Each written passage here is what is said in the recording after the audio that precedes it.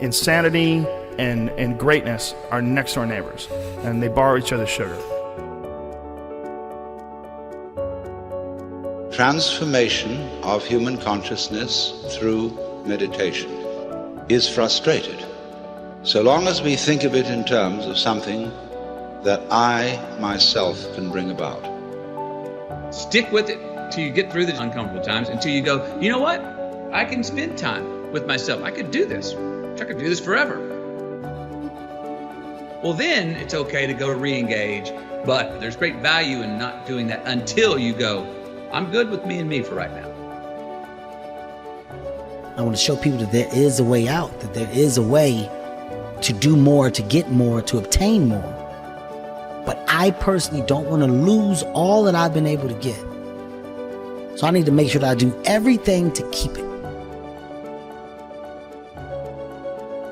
I do think that if you sit on the edge of your bed and things aren't going very well for you, and you ask what foolish thing you're doing to make it worse, that you'll get an answer right now. And it won't be the one you want, but it might be the one that if you listen to would set things straight. I mean, that's the bright side of tragedy. So when you come through it, you really will have an appreciation for the moments without tragedy. You don't really feel it unless unless life burns you. You don't really feel it. That's the thing. All I'm doing is sparking the awareness in others to go, why not? Why can't I create? Why can't I start? Why can't I be a business? Why can't I be a CEO? Why can't I be a tech guru? There's so much that some people just don't understand they can do. When it's all said and done, my book is going to be full of all the shit that Kevin Hart did. Because I never was content with doing just 1, 2, or 3. Why not?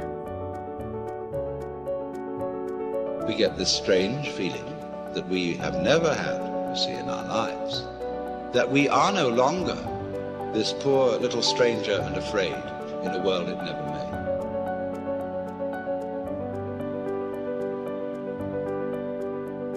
Momentum is a big thing with human beings. It's a big thing for me, at least. If I'm on a good momentum of healthy eating and exercise, I love it. I like waking up sore, pushing further. I like writing down my workouts, what I've done. And I like hitting that gym hard on a daily basis. And I build momentum. And I find that when I do that with writing, whether I do that with performing, whether I do that with anything, it just gets everything going. It just creates energy.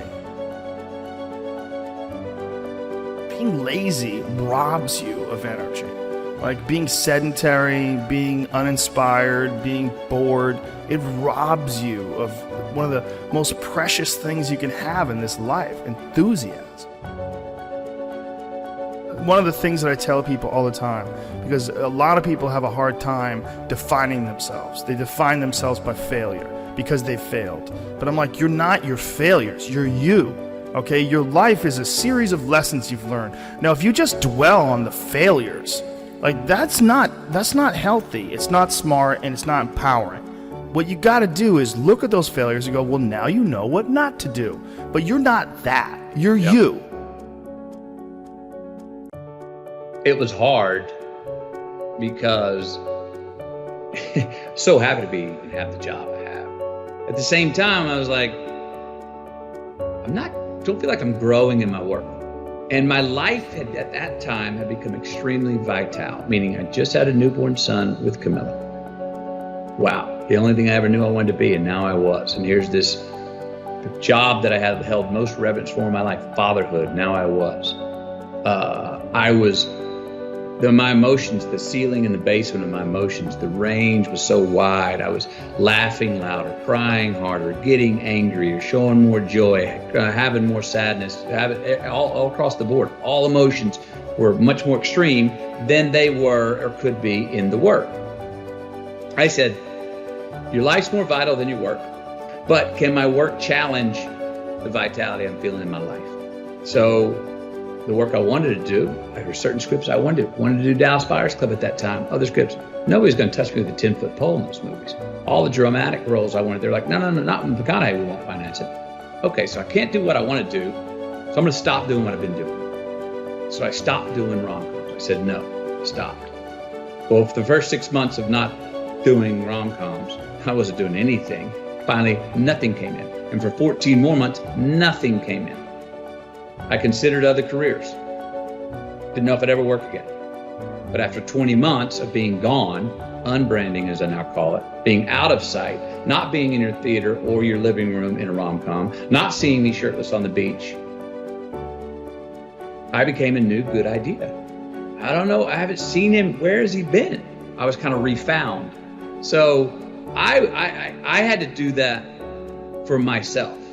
I loved doing the rom-coms, but I was getting the scripts and I felt like I could do the same script tomorrow morning. And I was like, that's fine, but I want something that's gonna make me sweat in my boots. I want some work that's gonna challenge me, make me go, I'm scared of this role for all the right reasons. And I can't wait to go attack it and see how I come up the other side. Why seek the role that's hard? Because it costs me something. Because it costs. It's not really a risk unless you can lose the fight. I feel more alive in them. I have an experience in the making of them. I'm nervous every day I come to work. I feel like when I nail a day and I knock it and I know I did, I feel like, yes. I have a measure at the end of the day of like, you set out to do something, you prepared for it, you had intention, and you did it.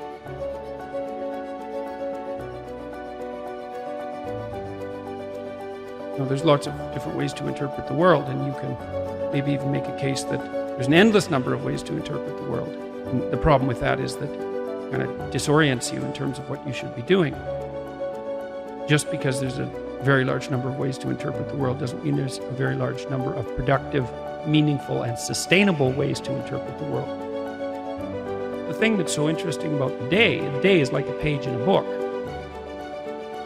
I had one client who was spending about 45 minutes a night fighting with his young son about when to go to bed. And so, they weren't having a pleasant time of it because it was just a constant battle. And that's common. Like, it's very common for parents of young children to be locked in a battle that occurs day after day. Sometimes it's around eating, sometimes it's toilet training, sometimes it's general behavioral issues, sometimes it's bedtime. It's like, okay, 40 minutes a day. So that's 280 minutes a week. So that's, let's say, 5 hours. It's 20 hours a month. It's 240 hours in a year. That's 6 work weeks. That's a month and a half. You're spending a month and a half of work weeks doing nothing but fighting with your son. Don't fool yourself. Anything that's every day is a significant percentage of your life. You're awake, let's say 16 hours.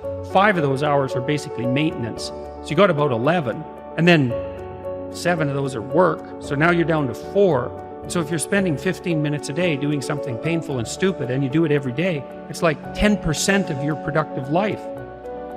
Because people think backwards. They think, well, I have a vacation coming up and that's really important. It's like, no, it's not. You're only going to do it once. It's not that important. Yeah. How you treat each other at lunchtime, if you eat together every day, that's your life. Yeah. Fix that. Yeah. Get it so that the food's good. Get it so that you're happy with the people that are sitting there. Fix that. It's like, poof, 10% of your life is fixed. The purpose is to align ourselves to really make a change. So you can either be the conversation about making change, or you can be a part of the action to do it. I want to be a part of the action. I don't want to be you or beat you.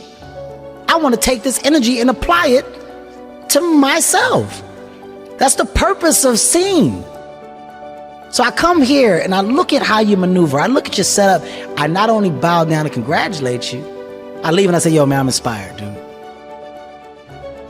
Joe, I can't wait in 2 years. You're going to come and you're going to see my shit. You remember I said I was inspired, but you're going to see what I let it grow into.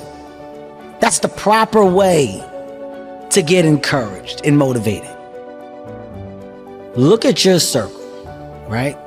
When you can merge yourself with good people and follow the paths that you see that these good, successful people have taken, you then become a part of a world and group that nobody expected you to be in. So everything else from the outside that comes in, you're throwing at a bubble that can't be popped. It's a force field around me. There's a force field around me because what really matters, loves me wholeheartedly. And when you have that and you understand that, you're unbreakable. So if you don't add to that force field, if you don't make my force field stronger, you don't get time from me. My true understanding is, all right, you got one life. And that one life, the goal for us is to live it to the best of our ability from the beginning to what's said the end. People don't understand it's you against you. The only person that gets in your way is you. Nobody else. It's you. What I've understood is that what people are doing has nothing to do with me. I should always be a step ahead because I'm thinking differently, because I'm thinking about myself. Making myself better puts me in a position to make others better. Hard work brings great rewards.